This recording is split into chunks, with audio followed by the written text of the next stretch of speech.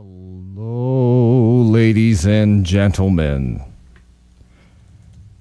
How are y'all out there in radio land? If you are just tuning in, this is a very special program. We like to call it the Hoodrat Strategist radio program, only on 89.1 WIDR Kalamazoo. Your only source for political revolution.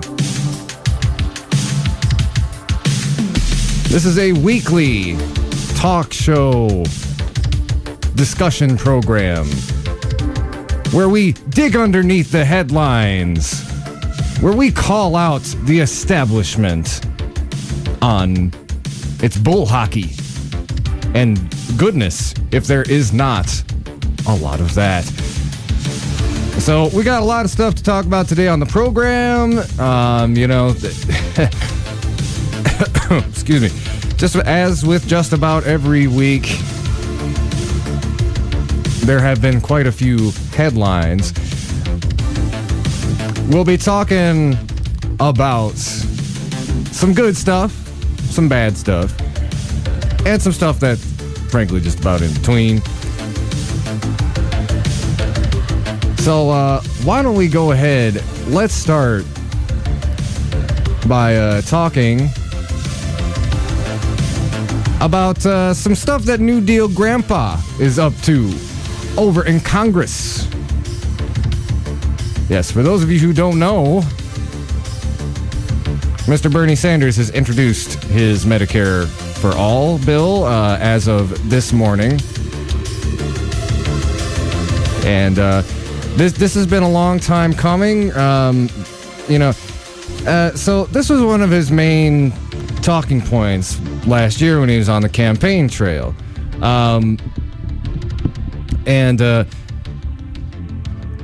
As it goes,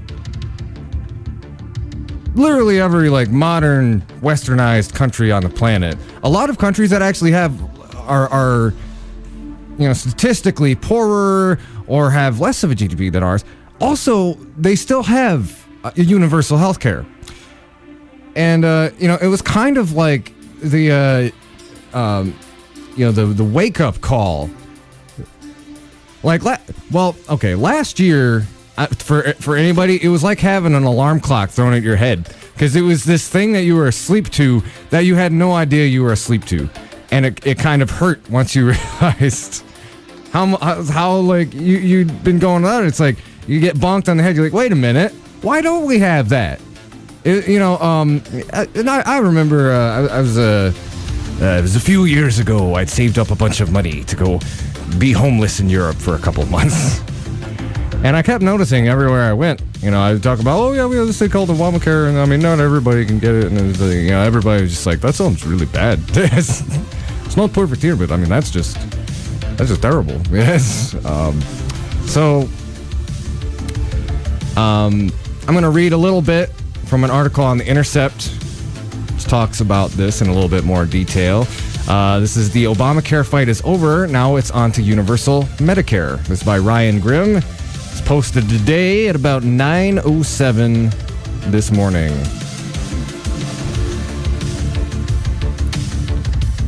The battle over the ACA is over. The fight for what comes next will begin in earnest on Wednesday with the introduction of Senator Bernie Sanders' bill to create a universal Medicare program, the most fleshed-out single-payer proposal ever introduced in Congress.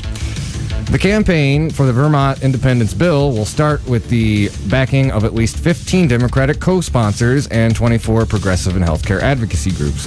And, I'll mention real quick some of the most interesting people. So Elizabeth Warren recently backed this. This is kind of bigger news. And now a couple of senators who, you may see as more on the establishment side of things have come out to support this as well. We're talking about people like Cory Booker, Kamala Harris, Al Franken. I'll pull up the final list at some point in this, because it's the list of senators isn't actually listed here, but it's really amazing. Like I said, usually he has been the Don Quixote with this Medicare-For-All bill. And what I mean by that, if you have not read the book, Bernie Sanders has been on a donkey, like with a bunch of armor, like trying to kill a windmill with a big cardboard tube when it comes to getting Medicare-For-All in this. He's just been the lone wolf.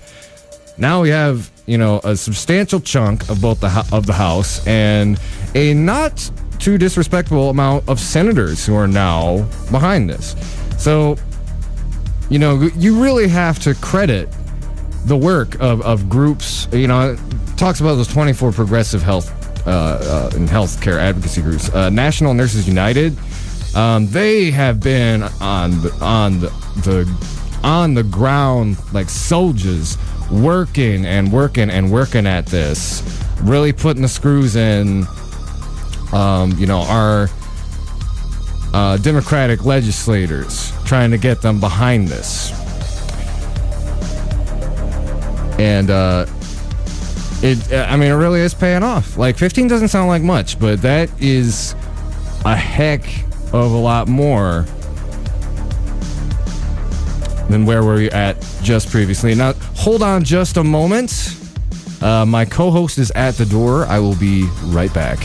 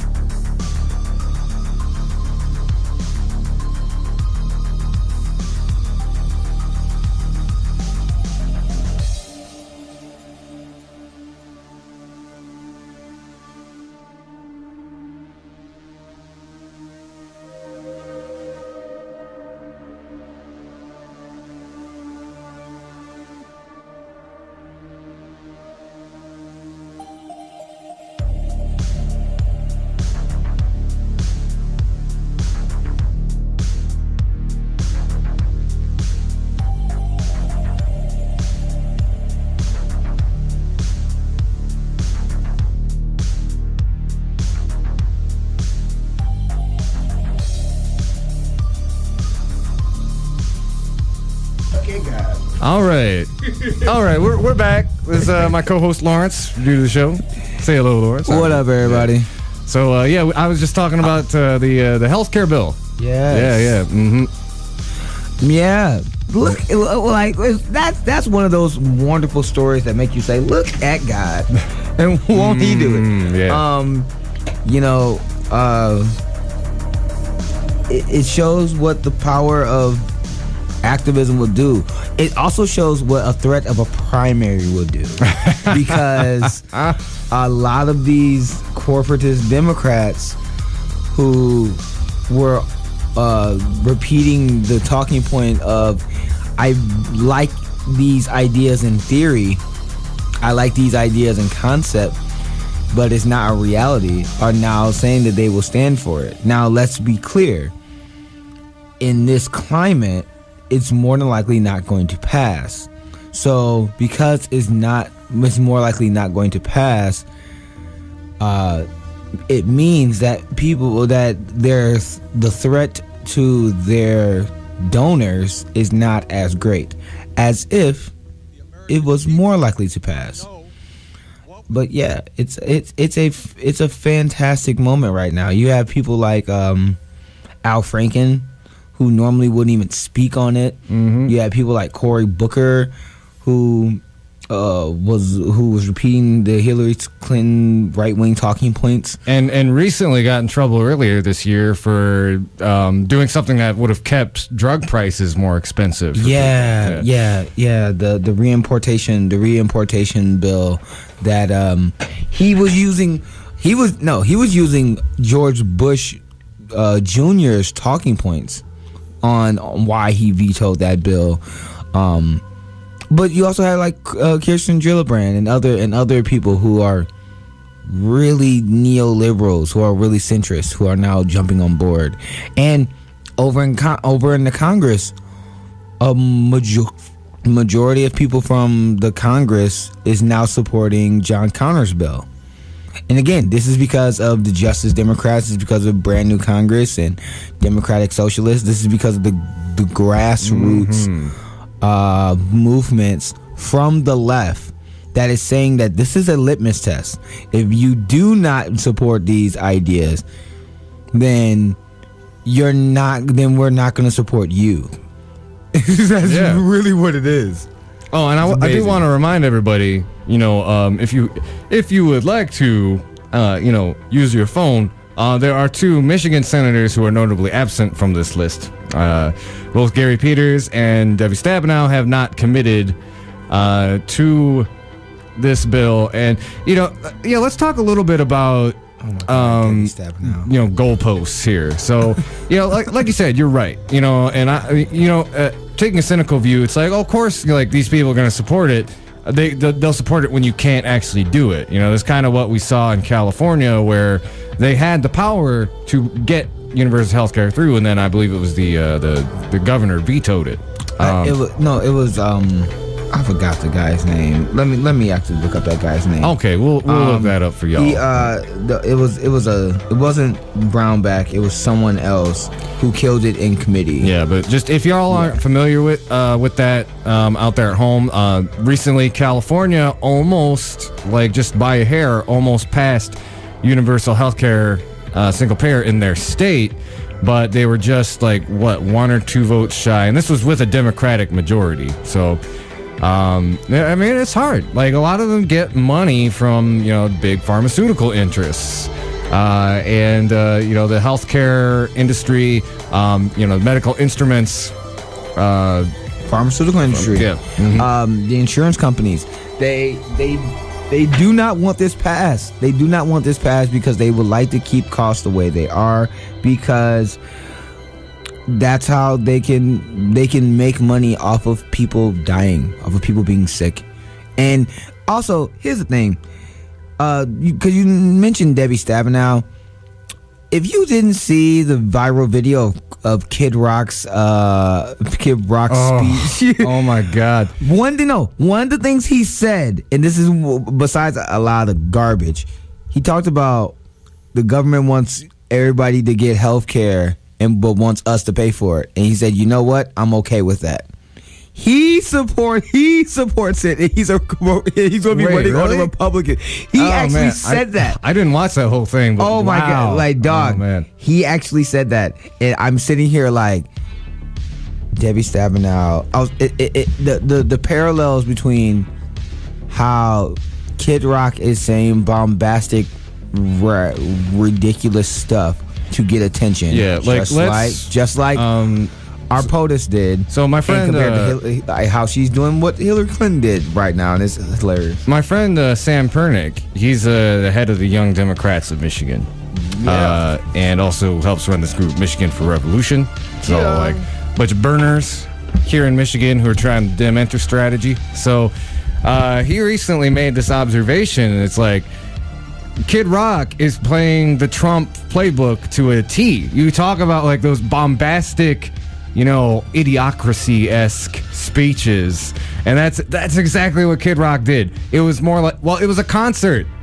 And that's probably what his rallies are going to look like exactly. It's just he's going to do he's going to make a little speech, and then he'll probably who wants to hear American right. Oh man. So, it's the same playbook, man. Do you have, we talked about, you said Debbie Stabenow. Who's the other senator? Gary Peters. Gary Peters. Yeah, do you have their numbers? Do we have their... I can look that up real quick. Right. People, so you understand. The reason why a lot of these other Democrats move, especially someone who's as corporate as Joe Manchin saying that he needs that we need to talk about it and that it needs to be discussed. Joe Manchin, who's basically a Republican, but with the D next to his name. The reason why they are moving is because the people are pushing them. It is our hands and our voices when we unite. And we say, if you do not support us, we will not support you, then yes, things will move. So, if anybody at home is willing to make a few phone calls, if you care about Medicare-For-All, And keep in mind, like, this stuff does work. I mean, if it didn't, you wouldn't have 15 people in Washington right now willing to sign off on this, whether it's genuine or not. And I mean, that's another thing too. Like, say, Kamala Harris or whatever, say that they are our next president. If they keep kicking that can down the road, and like go back on the promises they're making now, then that's going to be leverage that social movements can use later on. And particularly, I would warn the Democrats now, look at everything that's been fired up by Donald Trump. People are awake. They are paying attention. That energy is not going to go away if you just put somebody milquetoast into office who's just going to be less bad than Trump. No. I guarantee some of those same people were out in the streets, protesting against DACA and some of the really like horrible, egregious stuff that the Trump administration is doing. Well, that energy is going to go somewhere else, and it will probably go to you if you do not fulfill the campaign promises that you make on the trail. Just to add to that, look, it's about if you want to be they talk about all the time on mainstream media, practical. Being practical is going with the will of the people. Over 60% of the country believes in Medicare-For-All. Even when you frame it as in a government takeover of healthcare, over 60% of the country wants Medicare-For-All. Over 60% of the country wants free college and tuition. All these policies, like if you're a Democrat, over 80% of your base wants universal health care, wants Medicare for all. These are not negotiable issues. These are not things where you can kick down the road and think that it's okay. Your base will call you out on it, or your base will not support you. And if you think the base was depressed before because you're not actually pushing for these issues, you haven't seen anything yet. Also, on top of that, how do you think you're going to get crossover votes? Because over 47% of Republicans support Medicare for all.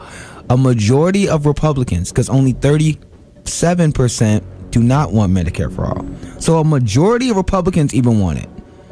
There's no reason. There is no reason why we can't have it. And the fact that, and this is the thing. This, if they always say that you're playing three-dimensional chess. If I was the Republicans, if I was smart and I was one of the Republicans, and they actually put this up I would pass it. Not only would I pass it, I would, because Trump said on multiple times, because our president said multiple times, we're gonna get healthcare, it's gonna be cheaper, and it's gonna cover everyone. And he actually follows through on that. Like, can you imagine if he actually does follow through on that? Like, if I was the Republicans, I would actually steal this from the Democrats if they were smart, but they're not, so it's okay. They're not. But this is the other thing. The fact that Bernie Sanders put this bill up in 2013 and got zero co-sponsors, zero, speaks volumes. Yeah. But the fact that he's doing it now and he's the most popular politician in the United States, they're going to jump on they're going to jump on the parade or in the parade because the parade's been moving, and a lot of these leaders like to lead from behind, and this is that. But you have to give people encouragement when they're finally doing the right thing. So since they're finally at the party, you give them a drink. Since they're finally here, you give them a drink. When they're not there, then you talk about them. But if you have that information to call these people, please give them it out. Oh, and I'll just throw it out real quick. So Gary Peters, he's Michigan senator, Democratic Party. I'll give you his Washington and his Lansing number. Washington is 202-224-6221. His Lansing number is 517-377-1508. And Debbie Stabenow, her Washington number is 202-224-4822. And her West Michigan office, which is in Grand Rapids, that's 616-975-0052. So, yeah, you want to push them to support that bill. Those are the numbers. So, you know, Oh yeah, we're gonna be making a call later. Yeah. Oh yeah. Oh yeah, that call's gonna be made. And you know, I did want to mention too. You know, I think anybody who's really cynical about this is like, oh well, you know, the pharma CEOs, the donor class that gives the Democratic Party, they are not gonna go for this. And there's actually this is an article from a few weeks ago. I can't remember specifically his name, but he was like one of the biggest like establishment donors to the Democratic Party. And he basically described Medicare-For-All as like, this is an inevitability. This is a part of Bernie's platform that the party needs to embrace. Oh yeah. I'll have to look that up. Yeah, we'll look that up too, because we're looking up a bunch of stuff right now. Let me just respond to some of the criticism that people have been having. It was Vice did an article. They did a video with Bernie Sanders, and they were talking about how Bernie Sanders is. The interviewer from Vice said, since it's not going to pass through, since it's not going to get passed anytime soon, why would you fight for it? And it's it's a right wing framing that a lot of people been using over the years, and I'm like, that kind of mindset is one of the most regressive things that we deal with on a day-to-day politics. Can you imagine during the civil rights movement, around 1950, 55, 56, 57, and hearing Martin Luther King say, you know, we don't have the political clout for us to have civil rights. We're just going to drink the tranquilizing drug of gradualism because we don't have the votes. Martin Luther King and all the other civil rights activists at the time were like, no, we stand on the fierce urgency of now. We are going to fight for this now, even though it probably won't pass. It may not pass, but that doesn't mean you it's always the right time to fight for the right policy. Mm-hmm. And this is a policy that should have already passed a long time ago. Yeah, and like I said, you know, the strategy behind this is like a dry run. This is like Bernie is giving them a chance to signal where they really stand on this issue, and you know, and over 16 senators are now supporting it. Now in 2013, he had 0. So it's 16 senators, and that's since this morning. Yeah. Yes, that's since this morning.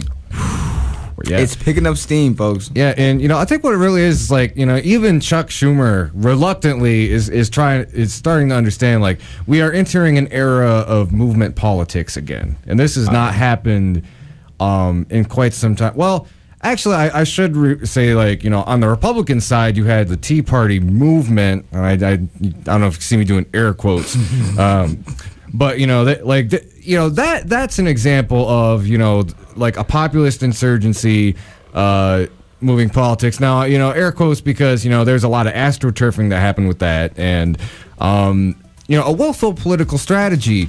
You know, people need to stop underestimating Republicans and calling them dumb. They are some of the best. Like, they make Democrats look like kindergartners. They are really good tacticians. Yes. Like they know how to play the game. Yeah. And Democrats do too. Mm-hmm. But Democrats put on kids gloves when they're going against Republicans because they're getting paid by the same sponsors. Mm-hmm. But it comes to the left, that's when the claws will come out. Like punching how they're down your own base. Like how they're trying to rig the the primary for 2020. I haven't had a chance to watch that yet, but we'll talk about that in a sec. I'm sure. Yeah. But to get back on the subject, yes, this is a thing. There's been a lot of crazy news lately, but this is one of those things that should make you happy, that should give you hope.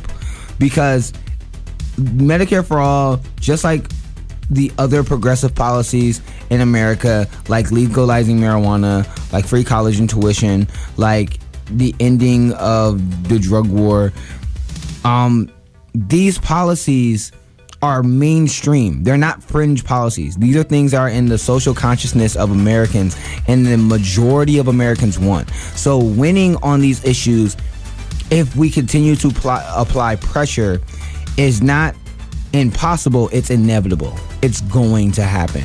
And this is in case in point, you could look at John Connor's bill. John Connor's bill only had 71 had around 60 to 71 co-sponsors in the Congress. Because of the threat of primaries and because of Justice Democrats and other organizations like that, now the majority of Congress, Democrats in the House, now support Medicare for All, now saying they're going to co-sponsor it. And that's how you make these politicians, who always say that they're leaders, get up out of their wonderful, comfortable seats in Washington and actually get to moving. Yeah. So, yeah, that's what I'll say too. Like, they want to win in 2018. Yeah, get full-throated about that. Cause, if Debbie Stabenow wants to keep her seat and not lose to Chris Rock, Debbie, if you are look, honey, if you are listening to this, for the love of God, please. For the love of God, if you have not seen the polling lately on this, because M Live did some polling on it, and a couple other people. 8 points. He 6 to 8 points. He's between 6. He's like within reach of the margin of error. Yeah, and he's actually gonna do it too, folks. This ain't no joke. Like, oh my God, like for the love of God, Debbie Stabenow, look. I know you ain't progressive. That's cool. We can debate about policy. But for the love of God, if you don't get behind single payer health care, Medicare for All, you will lose your seat. Yeah. That's not a threat. That's a warning. You will lose your seat to someone who used to try to do hip hop music in front of a Confederate flag. Like oh my God. We need you to not be. Do not Hillary Clinton in this situation. Do not Hillary Clinton in this situation. Do not lose to some culture vulture. Oh my God. His dad was a car salesman. Oh my God. Oh man. I grew up on the nice side of the should we move to the next topic, or should we take a break and then go? Actually, I think that's a good idea. Let's take a quick break and then we'll move on to the next thing. You're listening to the Hoodrat Strategist radio program. Only on 89.1 WIDR Kalamazoo, the only source for political revolution.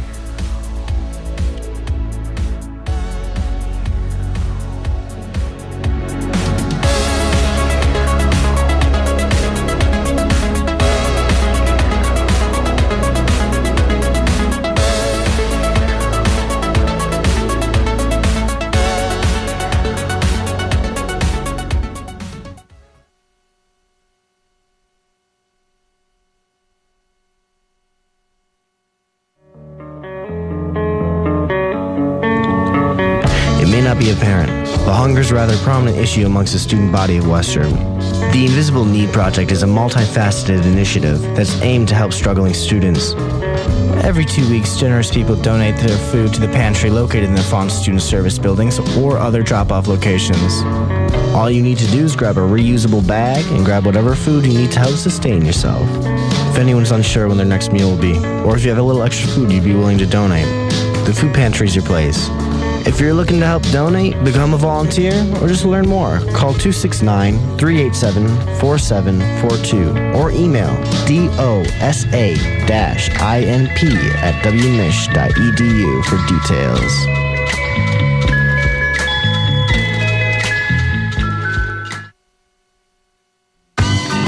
This is an open slot in the wider clock and could be filled with an underwriting announcement for your local Kalamazoo business. For more information, please visit widerfm.org and head to the support page.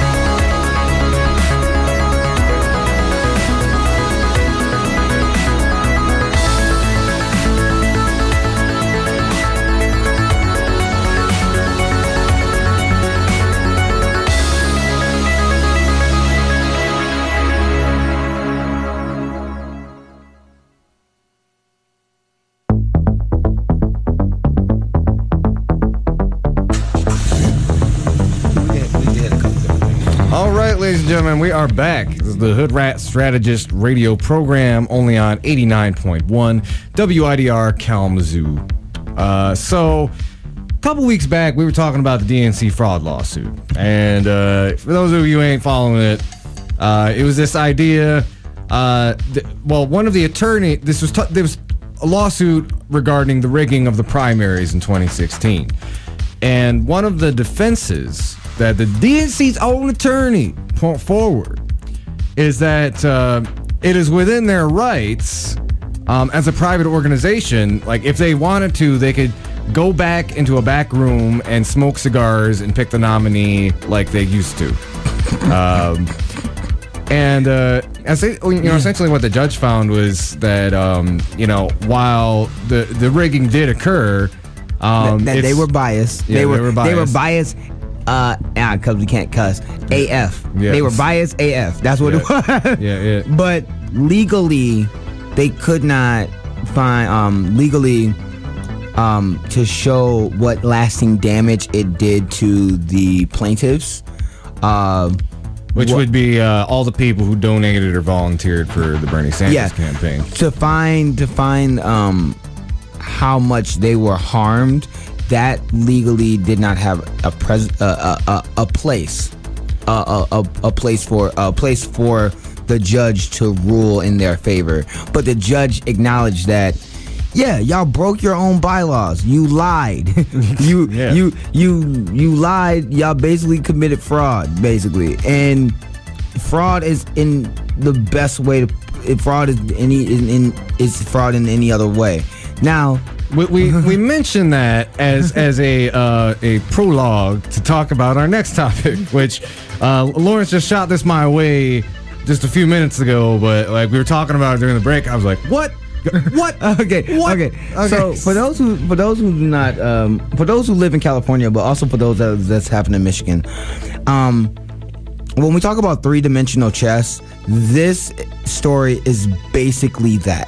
And when you hear the establishment talk about three-dimensional chess, on its surface, it seems like a good idea. What the DNC is floating around, especially in California, is that California, one of our largest states, I think the largest state, wants to hold their primary first. Now, you will probably think this is a good idea until you get into the details of why California's always been last or been later in the primary. The reason why they're doing this is because they do not want someone who basically did what Bernie did, making up a deficit, becoming much more of a household name, a grassroots activist who's doing public finance, who's financed by the people and not by multinational corporations, gaining ground and being able to fight in California. You have to understand that California's media market, is enormous. You have the Bay Area, you have Los Angeles, you have San Diego. You have so many giant markets, and it's physically and financially impossible for someone who's going to be grass funded to be able to hold an effective campaign in California if California is the first primary. The DNC knows this. And also the second caveat is, why would they want California to be first? Okay, just to give you some numbers real quick to put this in perspective. Yeah. So California has 20% of the needed delegates you need to win a Democratic primary. 1/5. And that's 475 delegates in total, and it is a winner-take-all state. Wait. It is not a winner-take-all state. I'm sorry. It is, but they also give provisional ballots that don't actually count as votes. And this is how a lot of times they will supplement the votes for some people in the primary versus others. This is how the super delegates in California, if you saw how the California chair race went, how they got a pharmaceuticals lobbyist instead of the actual progressive as the DNC chair of California. This is that buffoonery that they do. And the second part of the reason why this is bad, because it's bad for anybody who's a grassroots activist. The also reason why this is also biased is because look at who the mainstream's been talking about as the new rising star in the Democratic Party.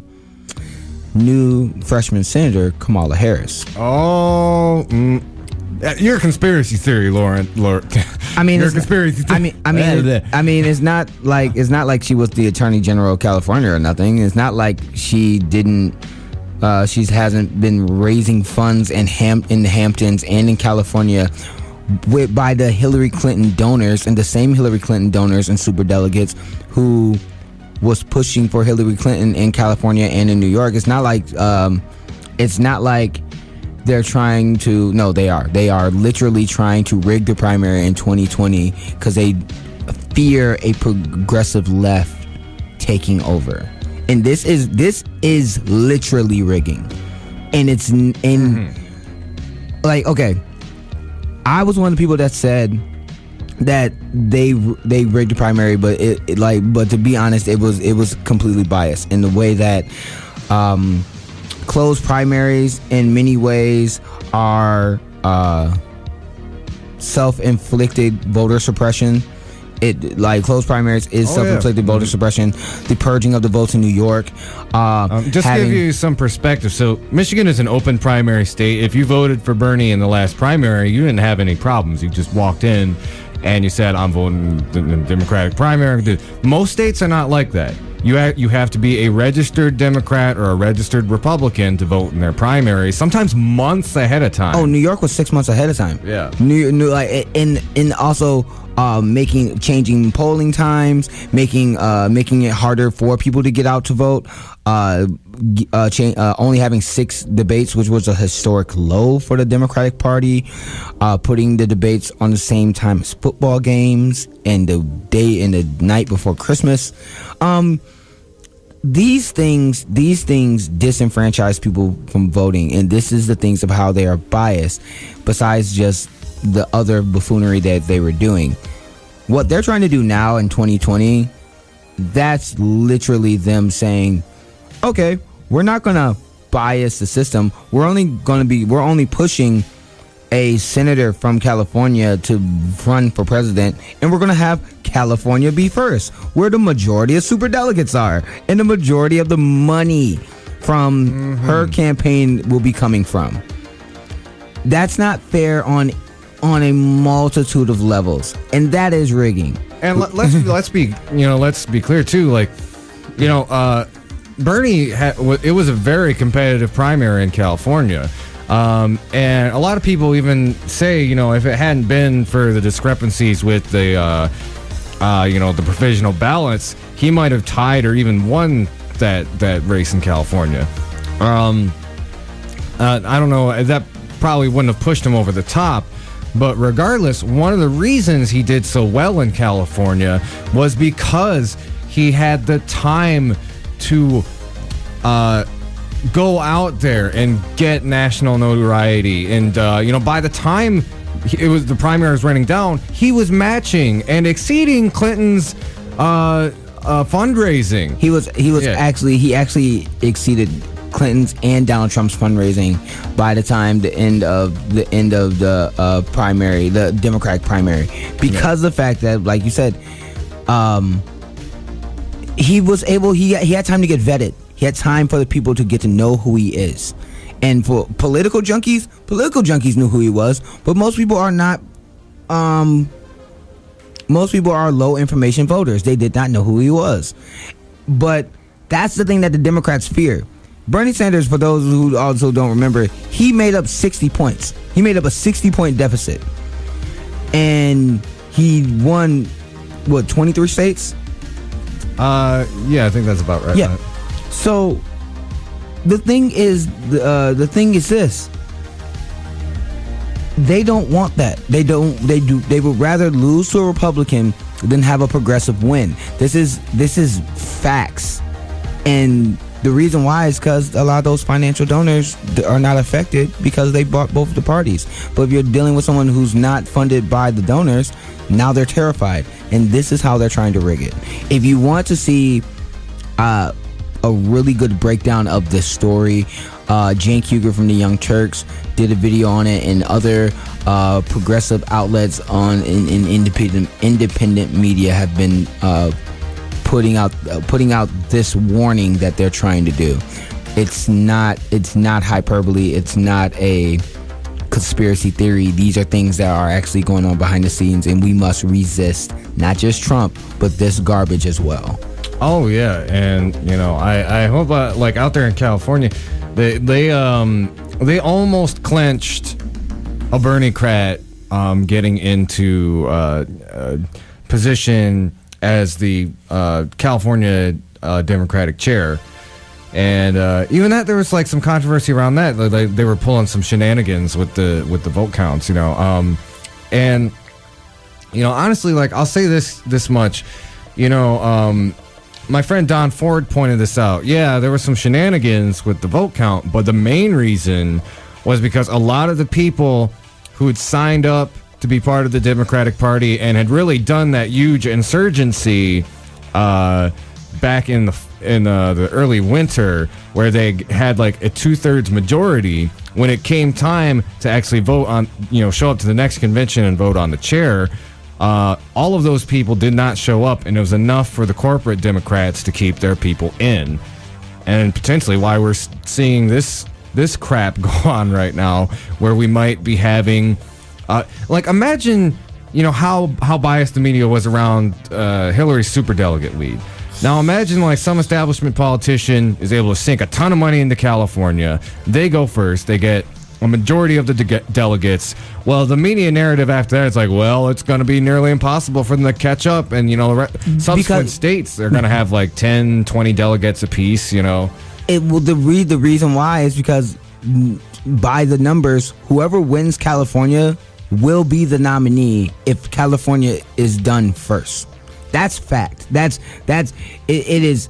You cannot raise money to try to raise money and do rallies and all that stuff in California and think you're going to have money to do it across the country. The reason why California is last is because it's a big state. Yeah. It's a humongous state. You have so many. You cannot be running internet ads and media ads and doing rallies all over California. It's too big, and it's too many. It's nearly impossible and economically possible to try to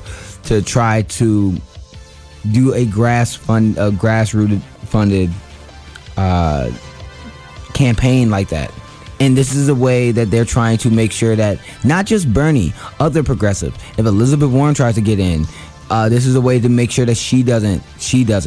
Like it's whoever is a threat to the establishment they're trying to keep out. And this is their last-ditch effort because the progressive left is coming. But there is another story that I want to talk about before I have to leave. So, oh, yeah, please. There's if you've seen my Facebook page recently, I went live talking about a story that happened in New Hampshire.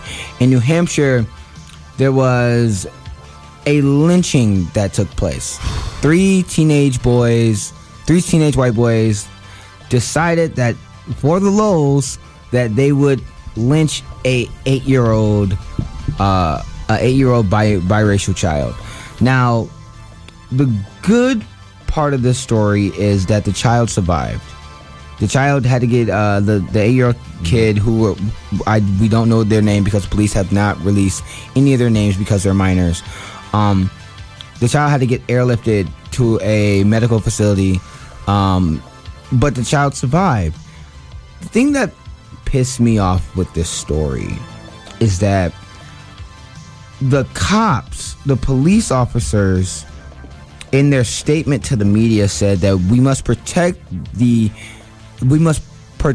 these children, the teenagers, because a mistake that they made when they were young should not haunt them for the rest of their lives. What? If you haven't seen it, Raw Story talked about it, and multiple websites have talked about it. The only reason why it started getting news was because of the grandmother's Facebook page. The grandmother posted the pictures of the child's neck and told the story of what happened on the Facebook page. The kid was, the 8-year-old kid was with his 11-year-old sister, and these 3 teenage kids, teenagers, 3 teenage white kids, did this. They thought it would be funny. This is the thing. Imagine if... Yeah, I can see where you're about to go with this. Yeah. And this is one of the most glaring white privilege moments I can think of. These kids like, well, it's just everybody makes a mistake. But go ahead. But I'm just saying, like, when we talk, we've talked about white privilege on this show before. I mean, if it wasn't the college swimmer who raped a white woman and got a slap on the wrist, if it's football players who are accused of rape or whatever, and those are rich celebrities, white and black, that has done dumb stuff. If it's our current POTUS who said, I grabbed them by the do not wait. Yes. Or if it's the guy in Charlottesville that we talked about. The guy in Charlottesville who shot at a protester. And the police did nada. Zip. The police, who were 10, 15 feet away, heard the shot or saw the dude shot, heard people say he just shot at them, and chose not to arrest the dude until a week later, and did not charge him with attempted murder, but charged him with firing a gun within 1,000 feet in front of a school. Yeah. Like what? What is this? What is this garbage? Because if that was a white 8-year-old kid and 3 Muslim teenagers that decided to lynch this kid, they would be thrown under the jail. They'd be like, send them to Guantanamo. Right. Yeah. If it was, because I compared this case to the Lincoln Park 5. Yeah. I compared this case to Lincoln. Right. When our current president took out a 1-page issue thing in the New York Times or something, saying that these kids, that the Lincoln Park 5 was 4 black teenagers and 1 Hispanic teenager was accused of raping a white woman. They were tried as adults, even though they were teenagers. They were same age the same age as these other teenagers. They were tried as adults. They were sent to Rikers Island. They were in jail for over 13 years. They were sent to jail for decades. DNA evidence proved that they were innocent. They actually caught the right person. Our president said at the time that they should have stayed in jail because they deserved it. So, flip side, we know that these white teenagers lynched this kid. Like it's proven. And they were saying, no, wait. To give you context, the teenagers saw this kid at the park. They were throwing sticks and rocks at the kids. They were calling them racial epithets, and then they decided to lynch him and kick him off of a park bench. Now, while he was hanging in the air, his sister, who was there, who's 11 years old, said that he swung 3 times and then he was able to get himself loose. They did not try to help him while he was swinging. They did not try to help him afterwards. They thought it was cool. If that's not a case for attempted murder, I do not know what is. No, seriously. It was like, boys will be boys, trying to kill people. That's what the police basically response was. Yeah. The police response to the media was, well, boys are going to be boys. Substitute any other minority with any other minority that were the teenagers, and substitute the 8-year-old biracial kid with being white, and tell me how that story plays out. And another thing too, and it's in New Hampshire. I was about to say it was in New Hampshire, and that's an important part of that. Breaking this down too is these teenage kids. We think of racism geographically, right. That this stuff only happens in the deep south or out in the country or something like that. This was in a blue state. I know people from New Hampshire. They're anti-establishment. They are very progressive, liberal. I've marched with these folks. The seed of racism, hate, and just kind of disgusting, near sociopathic behavior, that can grow anywhere. And especially with what's going on now, where, racism is basically, wink, nudge, approved by, the people in the White House right now. Y'all gotta look out for this stuff. Like, you gotta tell your kids, this is not okay.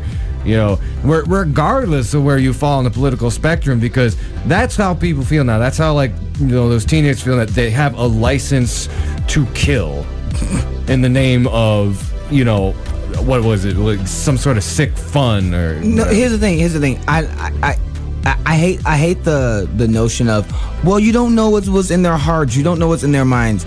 And a lot of people will say that to deflect. They will do that to deflect or project something on these kids that's not there. I do not care when people say, I don't care what was in their hearts or in their minds. I care about their actions. Their actions said that this biracial kid, this half black kid, that his life did not matter. That it is okay to do this. And when I have my conversations with people on Facebook, I know I debate with people all the time on Facebook about Black Lives Matter and things like that. This is the thing that we talk about. This two-tiered system is exactly what we're talking about.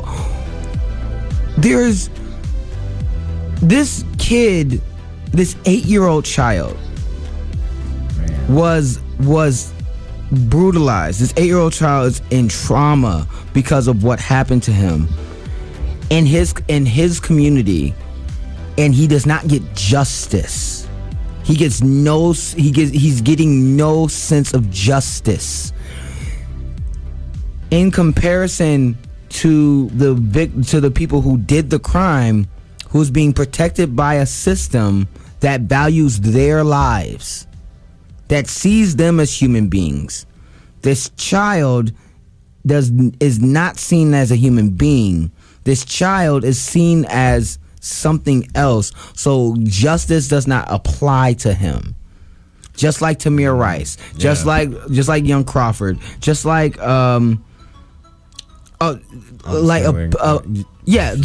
it's a litany of people who of young kids. Like we forget that one of the youngest people that was ever executed in the United States was a 14-year-old boy, and they basically lied on they forced this kid to confess to a crime that he did not commit. He was executed in the United States, and it was a 13, 14-year-old kid that was executed, a black kid that was executed in the United States, and the justice system will throw the book and make sure that they can... I'm sorry, were you talking about, is that Emmett Till? No, that's not Emmett Till. It's not Emmett Till. No, Emmett Till was a different case. All right. I forgot the name of this case, but it's always stuck with me because it always made me realize that the system will throw the book at minorities. They will throw the book at those that are disenfranchised. But when it comes to the people that looks like them or looks like their family members, they will protect them with every stitch of that law. And it's not justice. This is why you have groups like Young Justice and Black Lives Matter and the NAACP and all these other groups who fight for justice for everyone. Because I guarantee you, if this happens to this kid and no justice is happening, pretty soon it's going to happen to yours. It's going to embolden a lot of other really crappy white teenagers. You know? It's not just that. We've already seen what white supremacy will do when it's not checked. You can look at Charlottesville for that. Yeah, man. You can look at recently some Confederate flag waving people will try to run over Antifa protesters. Recently. If the reason why we have laws is not to change people's minds, is to change people's behavior. You change people's behavior because you have to make it known in a civil society that certain things do not stand. This story, you and 3 other of your friends thinking that as a teenagers thinking it's okay to hang a young child, that's not okay. It doesn't matter what race you are. It doesn't matter what skin color you are. But the fact that you have that it was racially motivated. And let's be clear about that too. If they just wanted to beat up this kid, or even if they wanted to, it was based on race. There's a certain amount of premeditation and knowledge of America's racist history for you to go that extra mile to go find a rope and tie a noose and know to do that. Yeah. Yeah. And that makes it all the much worse. And it's like, boys will be boys. No. Like, no, you have to be trained to do this. They are deliberately reenacting the worst parts of America's racist past. That is not like, they beat someone up and we need to just give them the benefit of the doubt. No, that was a premeditated hate crime. Right. Yeah. Even if you want to give them the benefit of a doubt, all I'm saying is that I was a young kid before. I've got jumped before. I've gotten into fights before. I've done dumb stuff as teens before. I completely understand if people want to throw that justification out there. When you try to take somebody else's life, then all that's thrown out the window. There's a that act was it's so what's the word? Seductive. Vindictive. Yeah, something that is so overtly vindictive. You cannot give, even they're teenagers, you cannot just slap that on the wrist. Everybody talks about, there's always the debate between the right and the left about Black Lives Matter. And it's not just that we have a police state that disproportionately kills non-white people. It's that they will protect white people when justice needs to be done unto them. Right. That's the main, that is it right there. And that's the thing. If you're when Bernie Sanders, and this is one thing that we not just talked about with Bernie Sanders, but also with Martin Luther King. When Martin Luther King said that when he's going down to the South, it wasn't just to liberate black people, it was to liberate the white people from their hatred, because their hatred will not only hurt themselves but hurt everyone else around them. And that is that system of injustice that we are fighting against. People who are in Black Lives Matter, Young Justice, NAACP, and the other litany of groups, people on the left. Yeah. We want justice. Is what Malcolm X said. I'm for justice no matter who it's for and who it's against. But if you're not going to apply the law evenly, then we no longer have a justice system. If you're not gonna try these teenagers as adults, then no teenager under any circumstances, if they're white, black, or otherwise, should be tried as an adult. Mm-hmm. There should be fair treatment. That's all. Yeah. There should be justice. And I think people need to be vocal about it. It's when you actually approach law enforcement about this, it's you let these folks off the hook and these folks you didn't.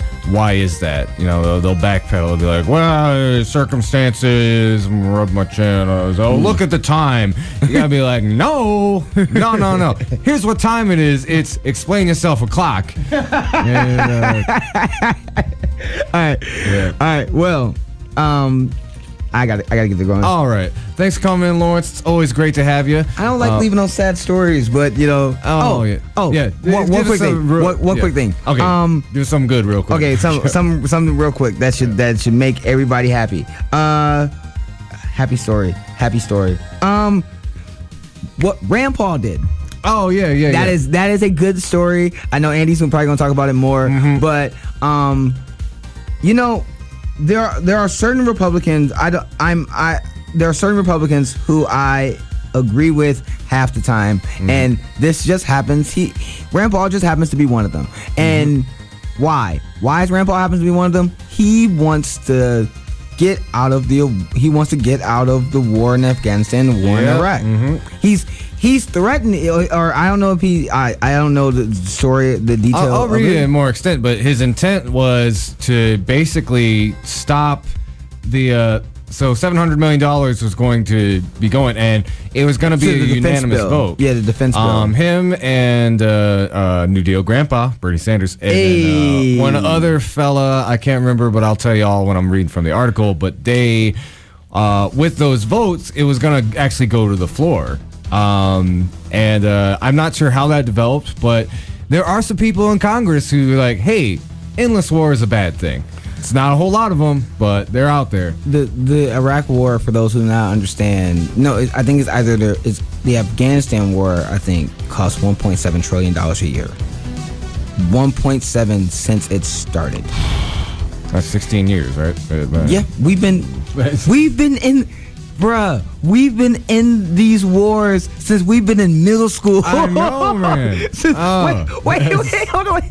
We've been in these wars about as long, like, dog. Like more than half my life. It's more than half my life. Now. I'm like, we've been in this wars since Family Matters. since Steve Urkel was young and Family Matters. Like we've been in this war. like we've been in this war since Hey Arnold was brand new. What you mean? Man. What? Like what? Now that puts some perspective, man. Oh, damn. But here's the thing, Rand Paul is one of those Republicans who's right half the time. Half the time he's insane because he wants to take away women's reproductive rights, and those times he's nuts. Or saying like universal health care means that you can bust down a doctor's door and force them to do doctor stuff. That's when Rand Paul has lost his ever-loving mind. But it's stuff like this, ending unnecessary wars, ending wars that's costing the taxpayers $1.7 trillion annually. Trillion. With a T. Yes. To put it in perspective, with $1 trillion, Americans can have universal free college for 25 years. We could have universal free college for those who want it for 25 years. The American dream. Or if you're Hillary Clinton, that's like millions of ponies.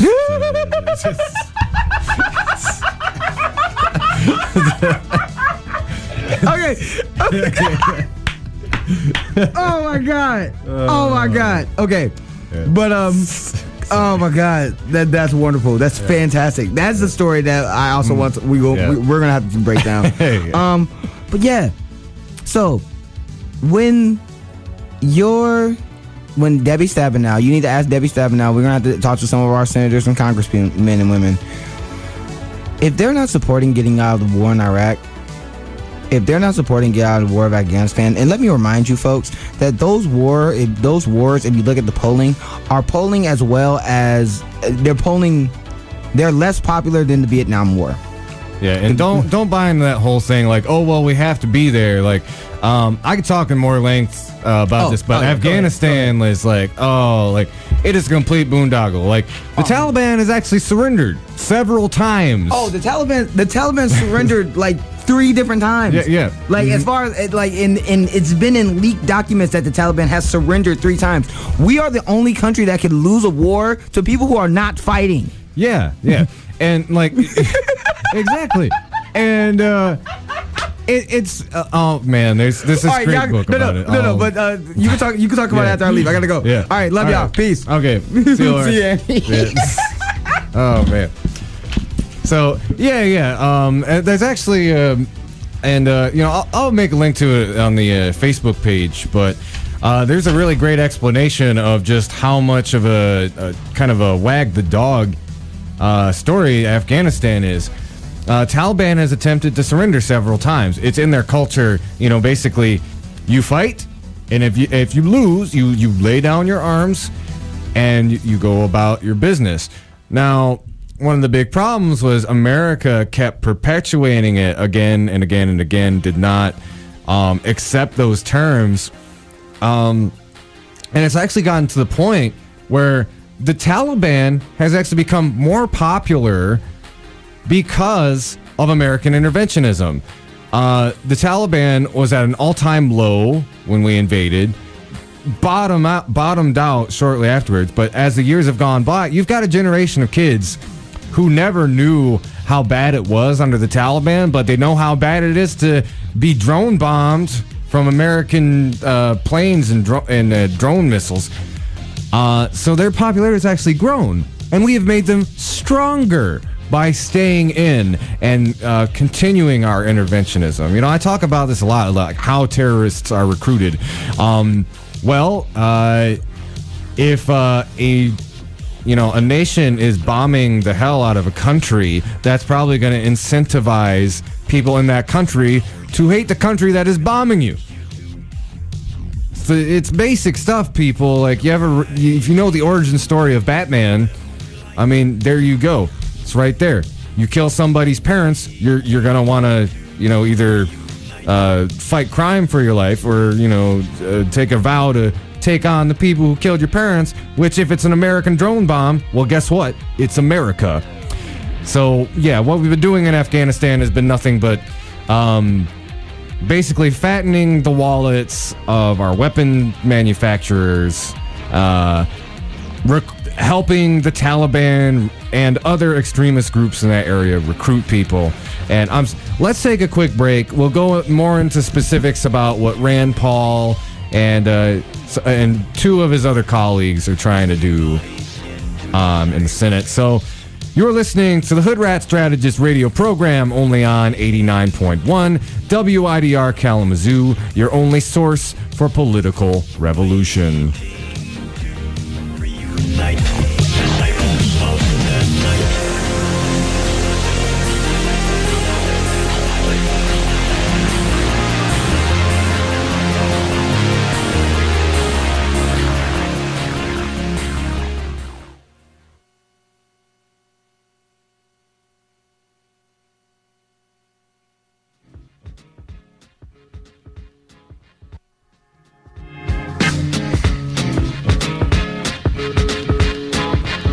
What's up, everybody?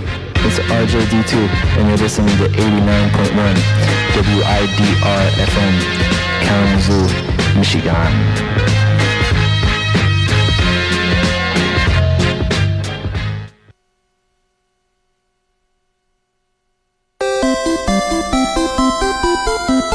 WIDR is proud to be supported by Pedal Bicycle. Pedal Bicycle has 2 locations on 611 West Michigan Ave and 185 Romans Road. More information can be found at pedalbicycle.com.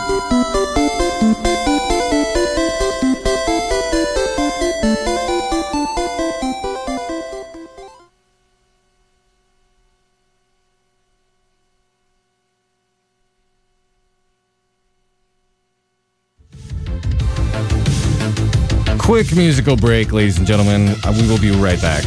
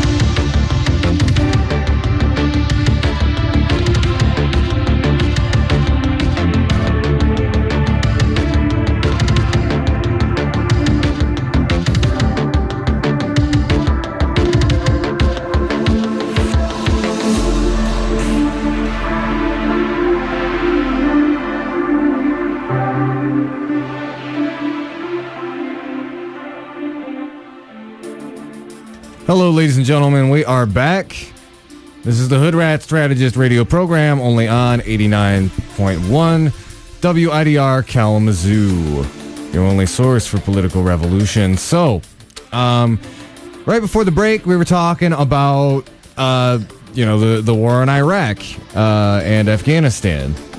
And we wanted to bring this up specifically because there were 3 senators who voted against a recent authorization for war funding, about $700 billion.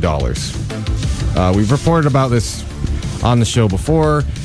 Specifically, there was an article a few weeks back talking about how there were Democrats who actually voted to increase that spending beyond what even the Trump administration wanted. There is a barely existent anti-war left. Bernie Sanders is the only one. The other 2 are kind of libertarian-esque Republicans. So I'm going to read a bit from this article in The Intercept, which we were really talking about how Rand Paul was trying to bring it to the floor for discussion. This is extremely recent. It was published at 3:56 p.m. So I'm going to be learning some of this along with all of y'all listening. So let's find out how this ended up panning out. The article is Rand Paul's amendment to force a vote on endless war gets kicked down the road. This is from Zaid Jalani. It's published at 3:56 p.m. today. Senate voted Wednesday by nearly 2-1 against an amendment from Senator Rand Paul from Kentucky to the Defense Authorization Bill. The amendment would have ended the current authorization for use of military force within 6 months and forced Congress to vote on authorizing wars beyond that. The authorization, which was passed in the immediate aftermath of the 9/11 attacks, is a legal justification for many U.S. military engagements abroad as part of what has been called the global war on terror. The expansively interpreted law authorized military attacks against those responsible for 9/11 and associated forces. The failed vote came after Paul took to the floor on Monday, vowing to block other Senate actions until his amendment was allowed. And here are some of Rand Paul's tweets, specifically referencing this. He said, "I will object to all procedural motions and amendments unless and until my amendment is made in order and we vote on these wars. An attempt was made to run the clock on the bill overnight. I objected and am now sitting on the floor of the Senate to stop that. An attempt was made to run the clock on... Oh, okay. Tonight, I sit silently to protest the thousands of American soldiers who have died over the past decade in these wars." Paul's effort won him 4 hours of debate time to argue for his amendment, which he used to denounce unlimited war anywhere, anytime. In addition to arguing on the floor, he appeared on MSNBC on Wednesday morning to argue that the original AUMF should not continue to apply. "I don't think one generation should bind another generation to war." So I'm actually going to try to look up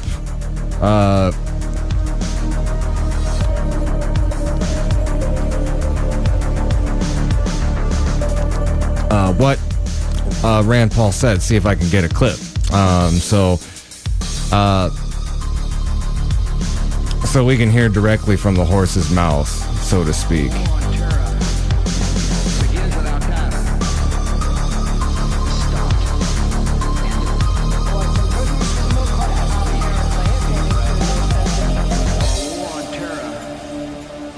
All right, hold on. Okay. All right.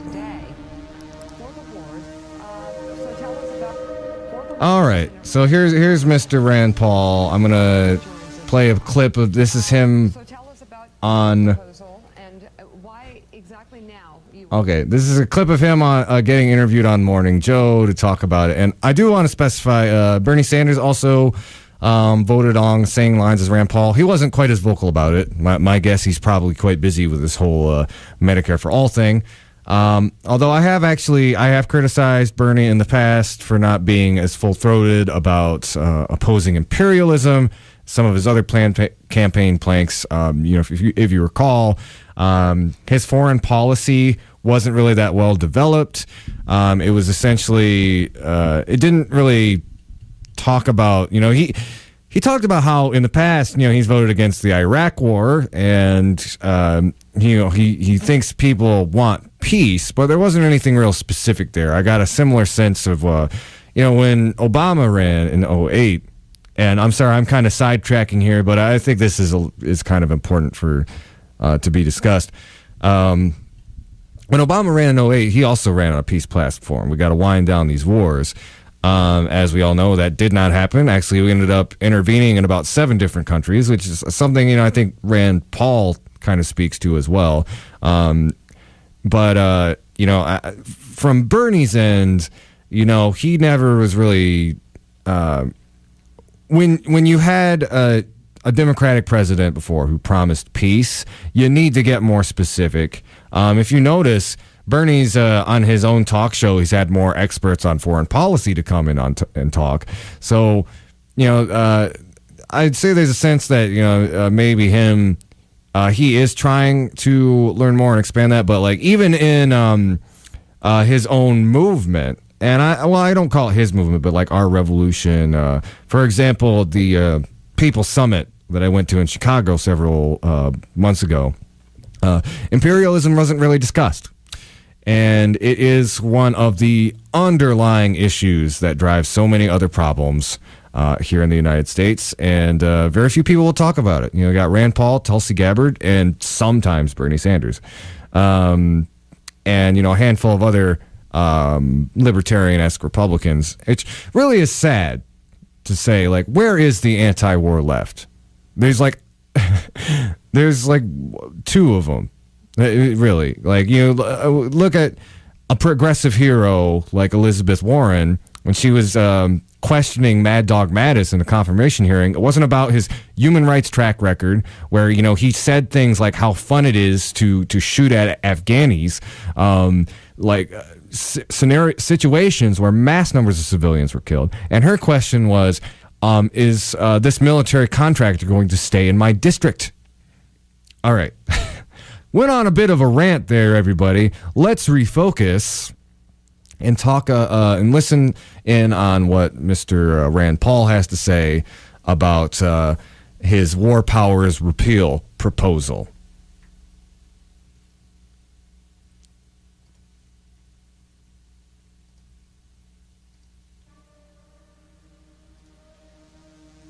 And why exactly now you were hoping that it goes through? Well, had I been here in 2001, I would have voted for the resolution to go after the people who attacked us on 9/11. Right. But I don't think one generation should bind another generation to war. I don't think that the resolution in 2001 has anything to do with the 7 different wars that we're involved with now. And so, yes, this is an important day. Today will be the first major vote we have, not necessarily on ending the wars, which I would like to do, but on whether we should even vote on whether to continue war or to end war. So this is a big step forward. For the past several years, even decades, Congress has been avoiding this debate, so I have forced them to come to the floor. We will have a vote. It was like pulling teeth, but we will get a vote this morning. Senator, this is Ben Smith. Are you disappointed that President Trump, given that I think he shares these instincts, that he said things on the campaign trail about pulling back from this sort of war everywhere, that he hasn't been a vocal supporter of you on this? Yeah, I think it depends. It's very important who you surround yourself with. And I think the only voices in his ear now are, we can win, we still can win. But there's a very big question that everyone needs to be asking. If President Obama could not win the war or end the war with 100,000 troops, how are we going to do it with 3,000 additional troops? There is no winnable solution. There is no military victory to be found in Afghanistan. That debate needs to come to the forefront because, one, we are nation building. They say, oh, we're going in there and we're going to fight it differently and it's going to be so much better than President Obama. It's going to be the same, but probably less. And it is nation building. After 15 years, you can't call it anything but nation building. So would you have us leave, this is Joe, would you have us leave Afghanistan, pull all of our troops out? The sooner the better, but if I were to discuss a compromise, I would discuss a compromise that might include having people on a base in case they were to reorganize, and but not patrolling the streets. We need to, 10 years ago, we need to have quit patrolling the streets and the villages. People will not stand up and defend themselves until they're forced to. The Afghan army has been given billions upon billions. We've spent $1 trillion over there. And if they are not willing to fight for their country, I don't understand why we would continue to fight fight for their country. Basically, the only thing that people think that will work over there is a permanent occupation. But a permanent occupation also engenders a reaction, and that reaction is perpetual terrorism as well. Willie.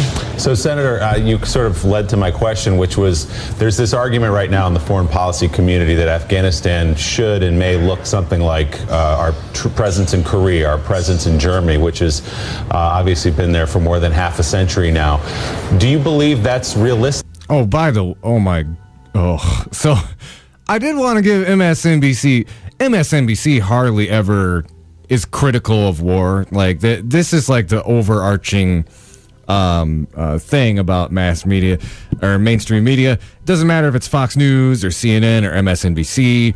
I mean, well, just to look at like how some of the main MSNBC pundits have been acting in the last several months. Is everybody gave Trump a cookie when he fired off those missiles to Syria, which ended up, by the way, that wasn't a chemical attack. There was a great journalist revealed it was a conventional missile that just happened to hit a target with a lot of hazardous chemicals. Ended up creating this cloud, which was not sarin gas. But anyway, Trump impulsively, somebody showed him some pictures of dead babies, and he fired a button and showed missiles. And then you heard like Brian Jennings quoting Leonard Cohen about the beauty of our missiles. The mainstream media is like sycophantic. They want these wars to happen so they can get ratings. I mean, it's disgusting to say that, but that's the way that they act. They push on having worse relations with Russia, or push on this narrative that like North Korea is just this insoluble problem, while hiding the fact that North Korea, and this is not to give any credit to Kim Jong-un because he's a brutal dictator, but his country is willing to negotiate. They are willing to take their nukes off the table if America will agree to take their military war games out of their backyard. And since the Bush administration, we've been completely unwilling to do this. There's a relative calm while Clinton was president, to his credit, but after that, it's just been nothing but posturing with North Korea. And what he just brought up, having a permanent occupation in Afghanistan, like, oh my, that is, it's a quote Dr. Ian Malcolm, that is the worst idea in the long, sad history of bad ideas. So yeah, this is par for the course. MSNBC, of course, would have it. It's like, why would you want them to pull out? But Mr. Rand Paul, shouldn't we just occupy Afghanistan forever? Even though he just got done saying that is a kind of occupation is what breeds terrorists and helps terrorist groups grow. Okay, sorry, I'm mad. Okay, I'm going to let Mr. Rand Paul finish his thought here. Do you believe that's helpful? Because the argument goes, you pull everybody out, the last 16 years of gains are all lost, and the Taliban has a place to recon. Okay, I'm sorry. I'm going to stop. Gains? What have we gained? We have not gained anything except a destabilized country that we should have left years ago when the Taliban was low in numbers and low in popularity. But military-industrial complex has to make its money, and guess what? There's some rare earth minerals in there that we found out about a few years ago. So yeah, connect the dots. The Trump administration recently had some mining conglomerates go there to do a survey. That's the real reason we're still in Afghanistan. Oh, okay. All right. Sorry, I gotta do some counter propaganda with these fools sometimes. All right. Okay, Senator Rand Paul, let's see what you got to say to this. I'm sorry. Constitute itself 16 years after 9/11. I think Afghanistan and Iraq are nothing like Korea or Germany. Korea and Germany are somewhat homogenous communities without sort of a long-lasting 1,000-year religious sort of anger and animosity and fight within the religion. Korea and Germany don't have that. There also is a difference in that there was complete victory, at least in Germany and Japan, which made it much different. But no, I think that Iraq was never really a country. It was cobbled together by Westerners in a haphazard way, the same way Afghanistan is. And part of the problem with ruling Afghanistan is that nobody really believes that they wish to be ruled. In the difference. To give some historical context, what he's talking about there is after the World War I, the Ottoman Empire was dissolved, and the Western powers reconstituted a lot of these national boundaries and borders, which is why you had a lot of sectarian fighting in areas like Afghanistan and Iraq, because they originally were not within the same nation, and it was usually like some sort of Western installed government that held power over all of these fighting, warring groups. So, that's what or Senator Rand Paul is referring to there. And it's really why there is so much division and fighting in the Middle East today. I think he's a bit disingenuous when he talks about, there's been fighting always. But he makes a good point tying into the fact that, it became that way after our intervention after World War I, where we basically threw a bunch of warring factions together and said, hey, this is your country. Okay, so let's keep going here. In the different sections of Afghanistan. So I don't think it is actually rulable other than if you want to install an iron fist there. And so, no, I don't think democracy is going to work and to keep Afghanistan together. Mark Alprin. Senator, you mentioned Korea. What would President Paul do about the North Korea nuclear and missile threat? I've been proposing something kind of out the box, at least to get people to think about it. There's a new book out there by Graham Allison talking about the Thucydides trap, a rising China, and is it a necessity that someday there'll be a conflict between us and China?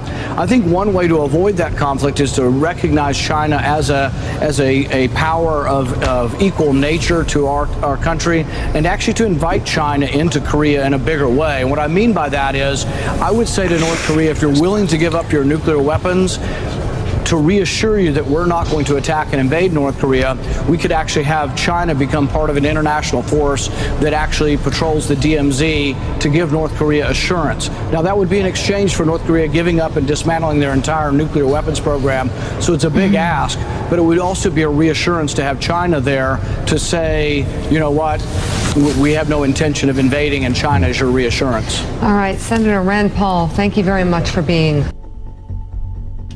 So, yeah, that was Rand Paul speaking out kind of his rationale on holding that vote.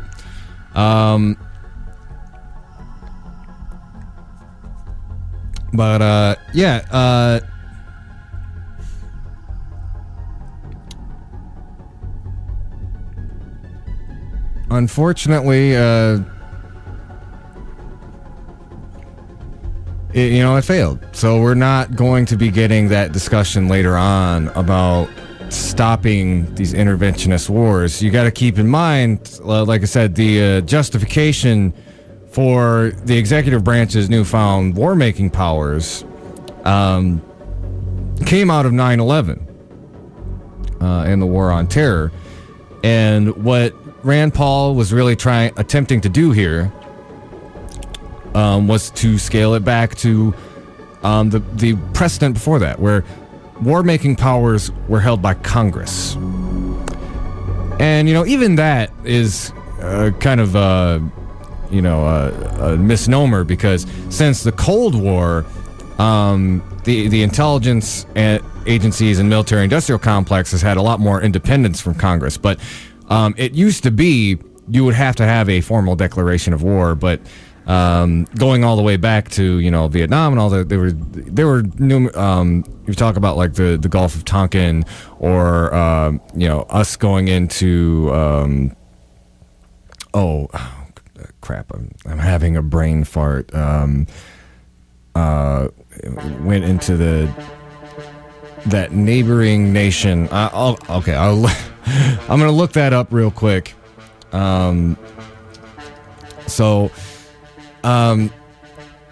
It used to be, at least in theory, Congress would have to... Oh, Cambodia, sorry. Yeah, when we bombed Cambodia without congressional approval. But he's trying to go back to a precedent where Congress was directly involved in the decision-makings when it came to war-making in another country. He was trying to rein in the military-industrial complex, and only 2 people stood there with him. But at least he was there on the floor. And, one other thing, this is a mostly leftist news program. We do, invite a lot of, libertarian type folks like Rand Paul on. But anybody on the left should be just absolutely, utterly embarrassed that, where is the anti-war left? Where are they? I see sometimes in the streets,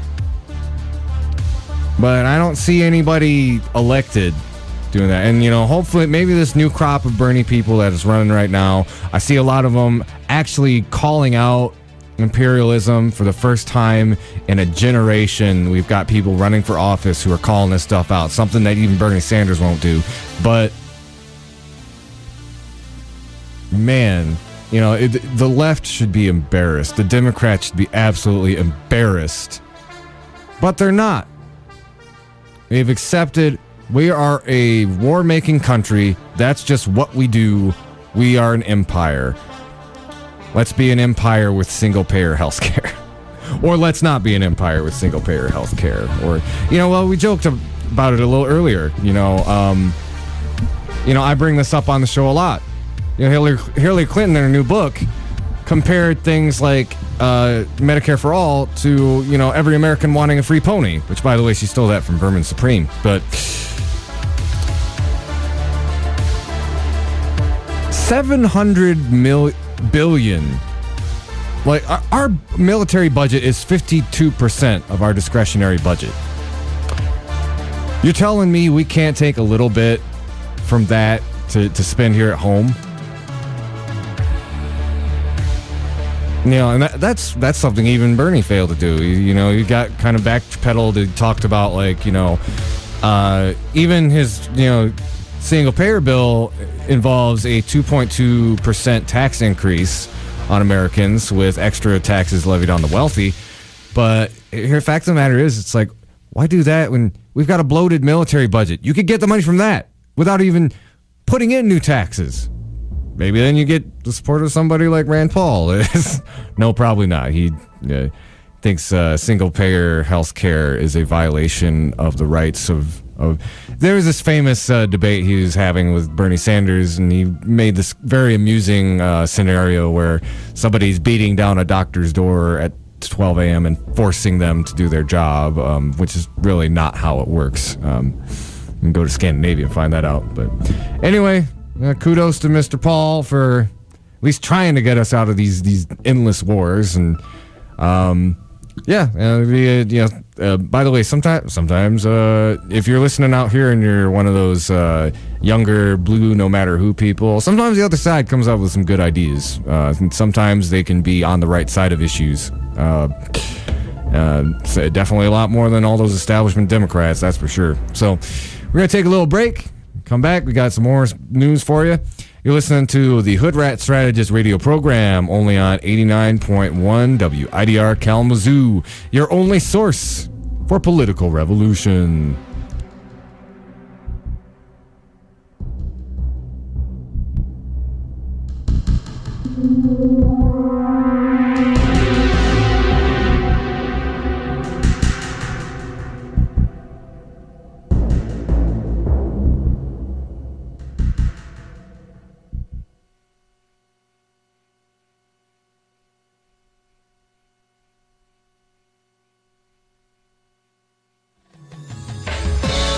Alvan Humane Society is a non-for-profit, no-kill animal shelter that has been serving Allegan, Van Buren, and surrounding areas for almost 50 years. They are hosting their CARES Fund Drive and are over halfway to their $500,000 goal. Alvan can currently house around 30 dogs and 100 cats. Money raised from the CARES campaign will go to build a new shelter, which will expand this capacity by 20%.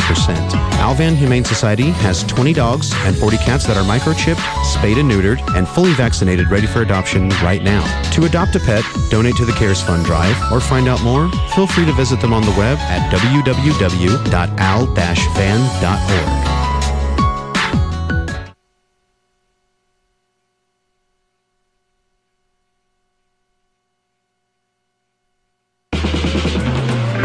Wider FM is proud to announce its partnership with the 2017 Audio Tree Music Festival. Happening at the Arcadia Creek Festival Place, September 22nd and 23rd, Audio Tree Music Festival will be featuring acts such as King Gizzard and the Lizard Wizard, No Name, Super Duper Kyle, and many more.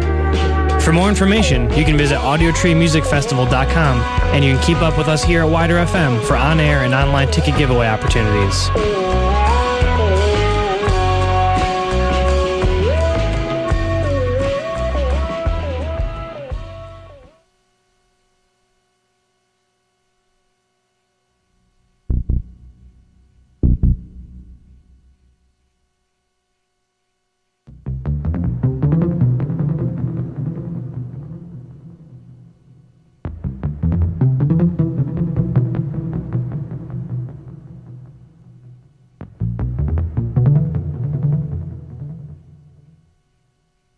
Hello, ladies and gentlemen. We are back.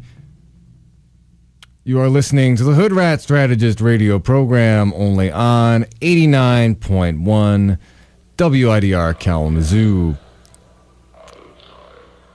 So this isn't our new article, but I did want to talk about this just a little bit in context of an event that's coming up tomorrow that I wanted to talk about and let everyone know about what's going on with that. So tomorrow there's going to be a candidate forum for all the local candidates.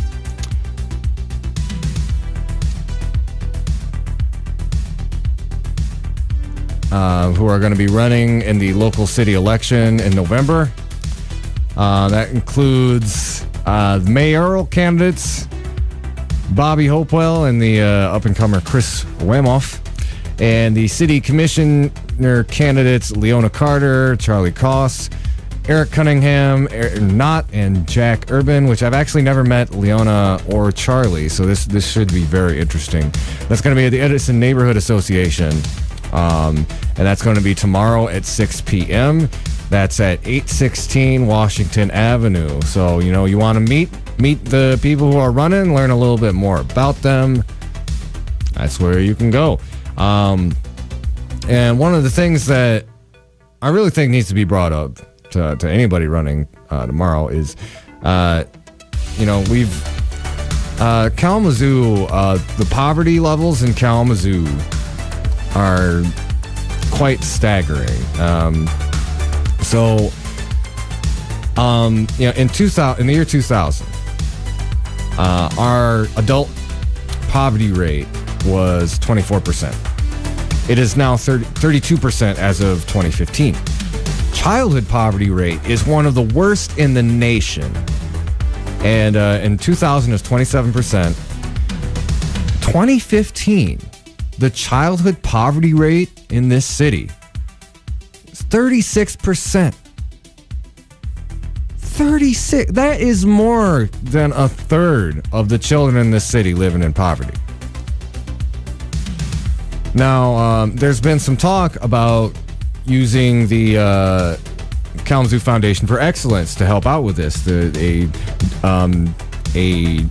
generational poverty program.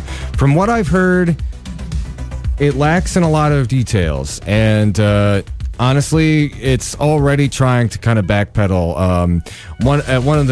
At the meeting where they voted on the Foundation for Excellence, one of the commissioners, Shannon Sykes, pointed out that they'd already kind of backpedaled their language. Said, you know, there were people who said, "Well, we can't end all, you know, generational poverty."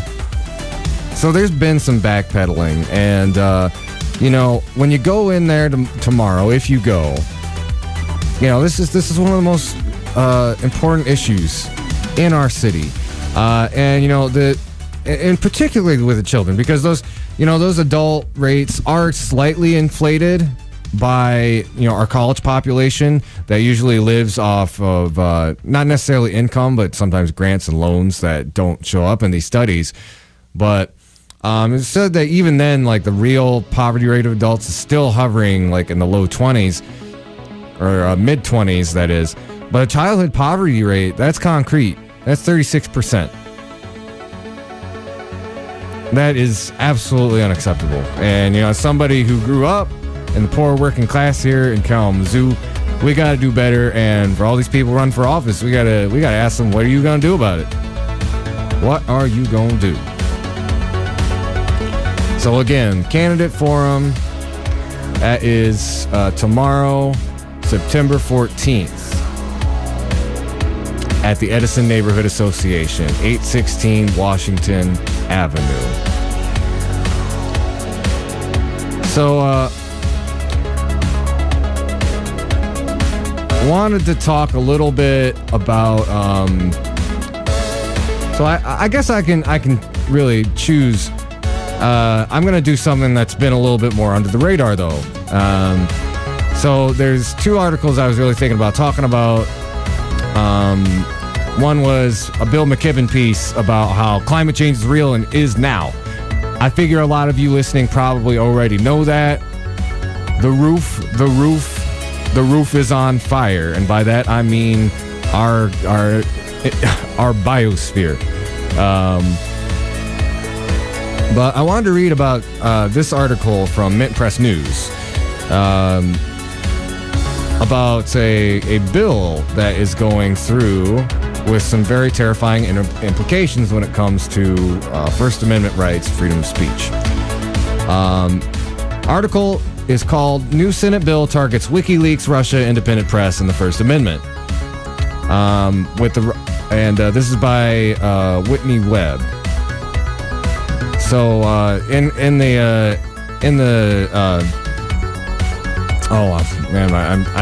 been too long since I've taken journalism classes. But the summation is like, with the Russian meddling narrative serving as pretext, the U.S. Senate, embracing the Pompeo Doctrine, is moving to stifle and criminalize WikiLeaks and, by extension, any such dangerous transparency-providing entities that threaten to cast doubt upon Washington's official stories. Article goes on to say, the Senate Intelligence Committee is pushing Congress to label WikiLeaks a non-state hostile intelligence service, having adopted that very position in the Intelligence Authorization Act it approved last month. The terminology used in the bill originates from a speech given in April by CIA Director Mike Pompeo, who called the pro-transparency media organization a non-state hostile intelligence service, often abetted by hostile nations. This is referring to WikiLeaks, which, by the way, has only really gotten a bad rap in mainstream media since last year when they came up with those emails on DNC and Hillary Clinton. You'll notice, back in the Bush era where they were dropping leaks left and right on them, because here's where we have it. Like, for a while, it was this kind of funny partisan joke. When they were dropping leaks against the Republican administration, all the liberals and Democrats loved them. When they were dropping leaks against, a Democratic or liberal presidential campaign, we hate WikiLeaks. And all the Republicans were like, actually, WikiLeaks is not that bad. They're pretty good. Trump actually was like, I love WikiLeaks. Well, no, not now. And if any of you all out there think, WikiLeaks is in the Trump administration's back pocket, or they're working with Russia, it's like, please take heart to what this article is talking about. They know that WikiLeaks is a threat to them, and they are acting accordingly. Because, look, whatever you think about Julian Assange, the WikiLeaks' MO is that they bring out documents against people in power, against nations and countries. And by the way, there was a recent article about how the mainstream media has been smearing WikiLeaks nonstop since the DNC drop. One of the most nefarious ones recently was this idea that they neglected or decided not to publish leaks on the Russian government, which the reason they did not do that is because the BBC did it first. WikiLeaks, like any other media organization, is not going to go on the back of something that a different organization already published. Especially WikiLeaks, which prides itself on always being able to get leaked content you can't find anywhere else. The Vault 6 or Vault 7 revelations earlier this year are very alarming, covered by nearly no other mainstream outlet, and really talked about the lengths to which the CIA has gone to run surveillance on us. Be careful around your Amazon thing. Can't remember the name of it. I'm sorry. So anyway, this administration has gone in for WikiLeaks too. That's an important thing to understand. Anybody out there who thinks they're somehow in Donald Trump's pocket.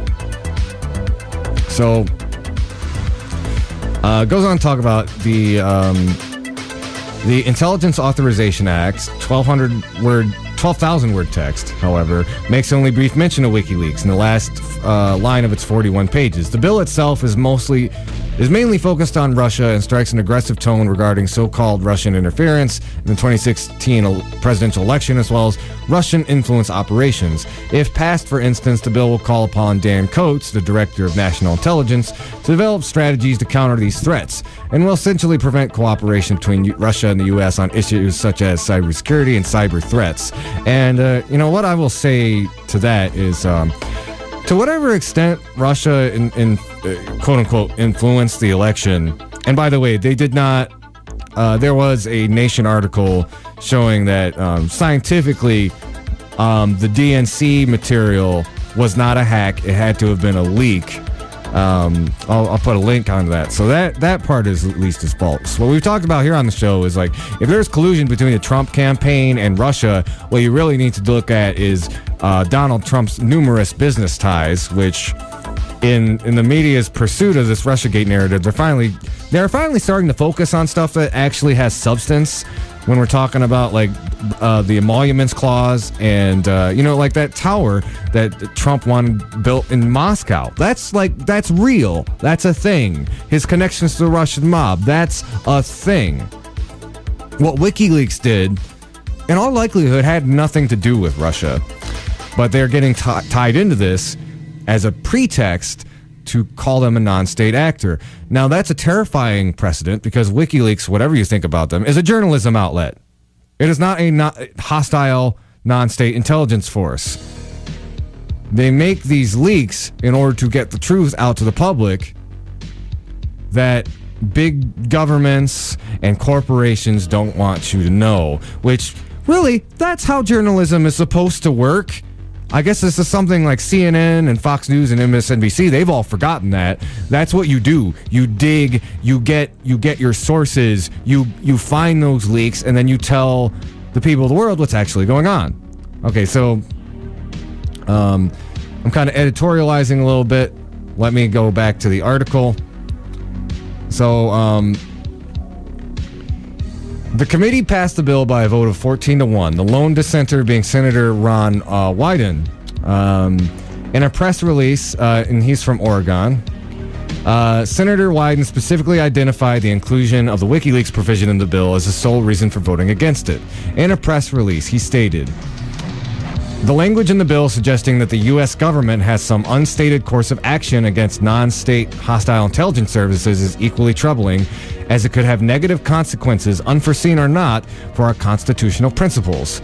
He added that the introduction of vague, undefined new categories of enemies constitutes such an ill-considered reaction. And I also read Julian Assange's statement in response to this. WikiLeaks, like many serious media organizations, has confidential sources in the U.S. government. Media organizations develop and protect sources. So do intelligence agencies. But to use this to suggest, as the Pompeo Doctrine does, that media organizations are non-state intelligence services is absurd. It is equivalent to suggesting that the CIA is a media organization. Publishers publish what they obtain. Intelligence agencies do not. At their best, media organizations publish boldly and accurately and do not hide what they discover from the public. In contrast, intelligence agencies conceal information and spread propaganda. There is a clearly discernible spectrum from boldly publishing accurate information to keeping everything secret and spreading fabrications. WikiLeaks resides on the very most publishing end of this spectrum. WikiLeaks is famous for its accuracy and its publishing boldness. Intelligence agencies such as the CIA, which are in the business of keeping secrets and spreading misinformation, are the very opposite end. It is an interesting thought experiment to consider where other media outlets lay on the spectrum. It is clear that if the Pompeo Doctrine applies to WikiLeaks, then it applies equally, if not more so, to other serious outlets.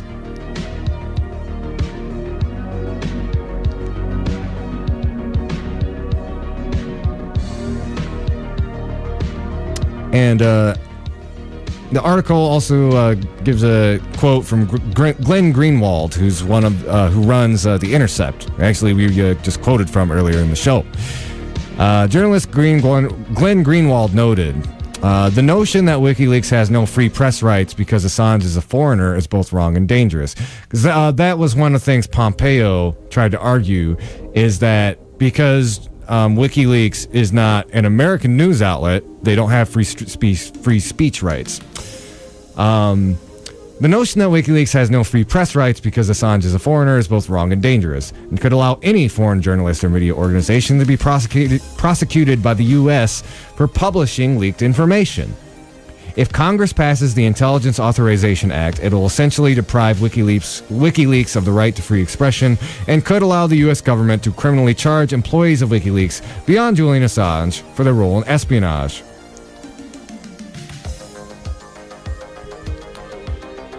So, the most clear and present danger to all journalists, if this bill is passed, could lie in reporting on information provided by WikiLeaks or any other organization the U.S. government decrees to be exempt from the First Amendment.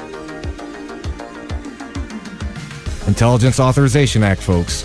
I know there's a lot of stuff going on, but watch this. Our ability to call out and find out what the people in power are actually doing, that is very much at stake with this legislation.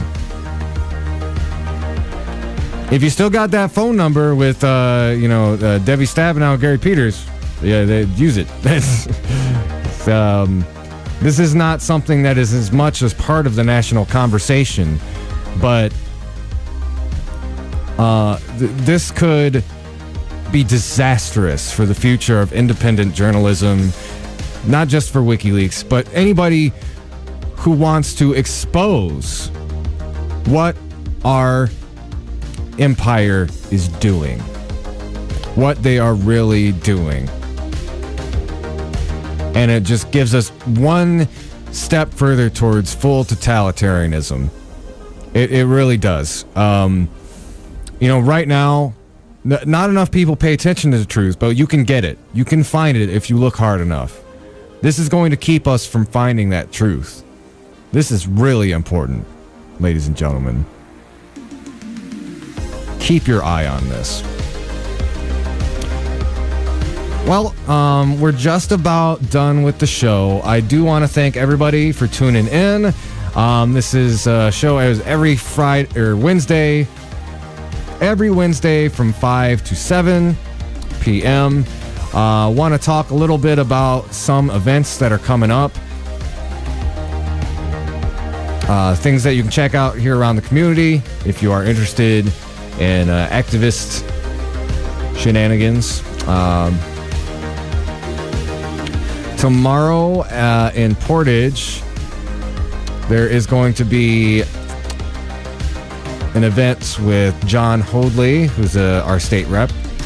That's at 5:30 p.m. at 3012 Fleetwood Drive. I believe that's a kind of house party meet and greet.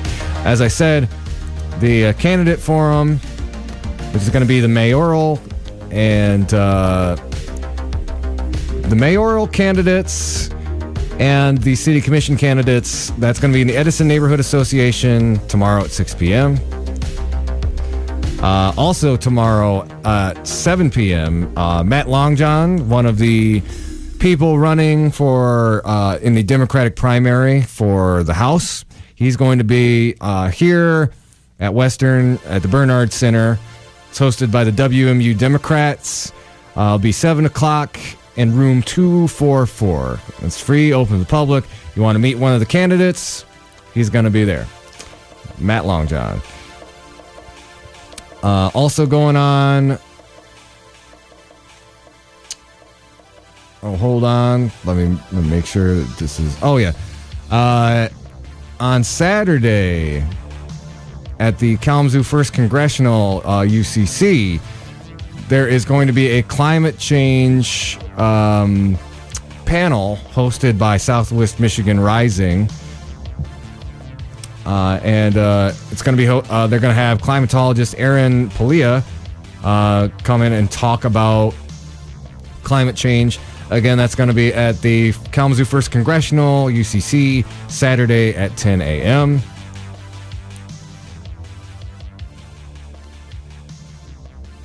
And let me see what else.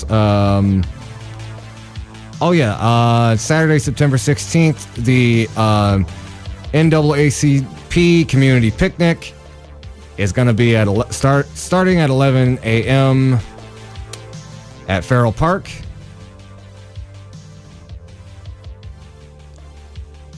On Sunday, September 17th, there's going to be an event going on out in Van Buren at the Renora Lodge and Retreat Center. It's going to be Camp Gumption, which is going to be basically a all-day event geared towards resistance and progressive politics. And Sunday, September 17th at 7 p.m., there is going to be the Radical Reading Group is going to be meeting again. And they basically meet once a month. They look at various books. It's kind of like a radical book club. They're going to be focusing on the book On Tyranny by Timothy Snyder. And that's going to be on September 17th. All right, I want to thank all y'all for listening to the program today. This has been the Hoodrat Strategist radio program, only on 89.1 WIDR Kalamazoo. The preceding thoughts, views, and opinions were not necessarily those of 89.1 FM, WIDR Kalamazoo, or Western Michigan University. Thank y'all. Have a great night, and keep fighting for that revolution solution.